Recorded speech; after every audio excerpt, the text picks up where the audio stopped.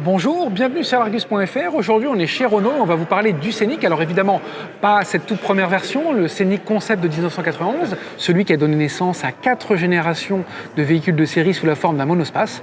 Car aujourd'hui, en fait, chez Renault, on recycle le Scénic, on le réinvente et on va voir de quelle manière.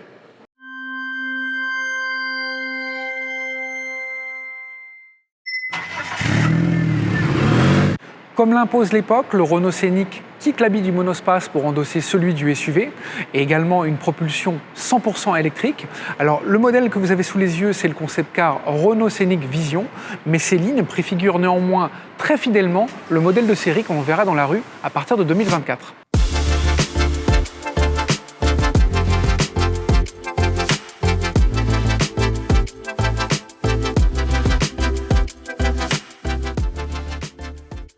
Concrètement, ce Renault Scénic, il prendra la place du grand frère de la Mégane E-Tech 100% électrique qui vient d'arriver dans la gamme Renault. Donc il y a une certaine filiation entre les deux véhicules. Et pour autant, il va apporter une évolution du style avec des choses plus fines au niveau de l'éclairage. On a 4 modules de part et d'autre du logo. Ça, c'est un clin d'œil au tout premier Scénic de 91 qu'on vous a montré au début de cette vidéo. Ensuite, il y a des modelés avec des facettes, une mise en scène des entrées d'air avec des grilles, on avait vu ça aussi sur la Renault 5 100% électrique.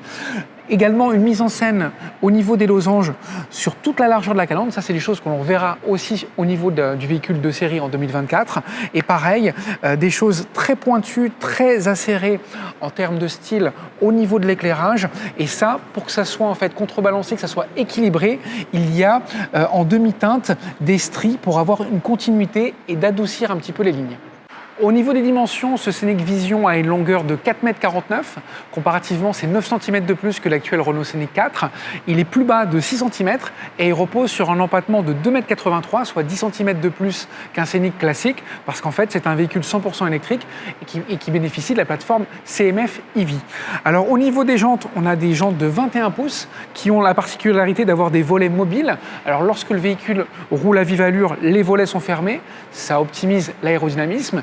Et en dessous des 10 km/h, on ouvre les volets, ce qui permet à ce moment-là d'optimiser le refroidissement des freins.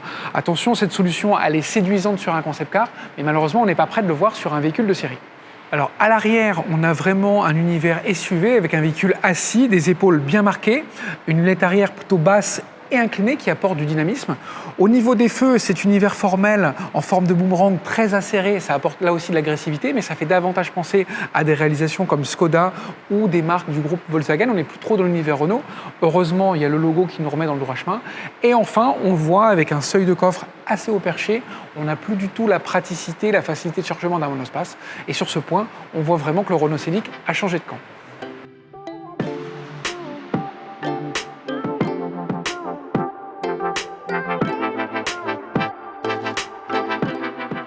Autant la robe extérieure de ce Renault Scénic préfigure fidèlement celle du véhicule de série de 2024, autant à l'intérieur, on est dans une démarche plus prospective, avec des éléments futuristes. Les designers s'en sont donnés à cœur joie, tant au niveau des matériaux, des couleurs.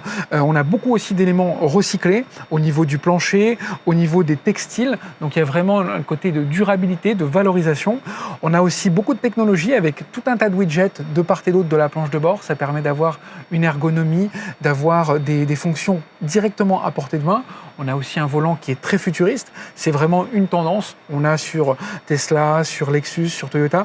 Donc il n'y a pas de raison que Renault s'en prive.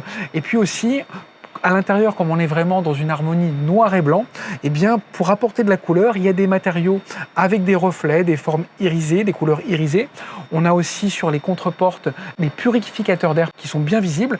Et devant le conducteur, on a une interface qui peut-être verra un jour, qu'on le verra un jour dans la gamme Renault, avec un écran panoramique qui gomme visuellement le capot. Ça permet d'avoir 25% de plus de vision, donc un plus pour la sécurité, un angle vertical qui est quasiment supérieur de 7 degrés. Donc on peut voir ce qui se passe à l'avant du véhicule.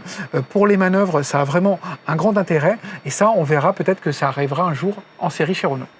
Alors concept car oblige, on a tous les ingrédients d'un véhicule qui est fait pour le show, avec donc pas de pied milieu, des portes antagonistes, un toit en verre d'un seul tenant. On a également une configuration à 4 sièges indépendants. Alors la nouveauté, c'est d'avoir des barres de son et comme un casque, en fait, un cocon sonore autour de chaque passager, ce qui permet en fait à chacun d'écouter sa musique et également de pouvoir communiquer, parce que comme on le voit peut-être ici, on n'a pas de visibilité vers l'avant. Les sièges sont quand même assez imposants, donc du coup, il y a des caméras pour qu'on puisse avoir en visuel les différents interlocuteurs qu'on a à bord.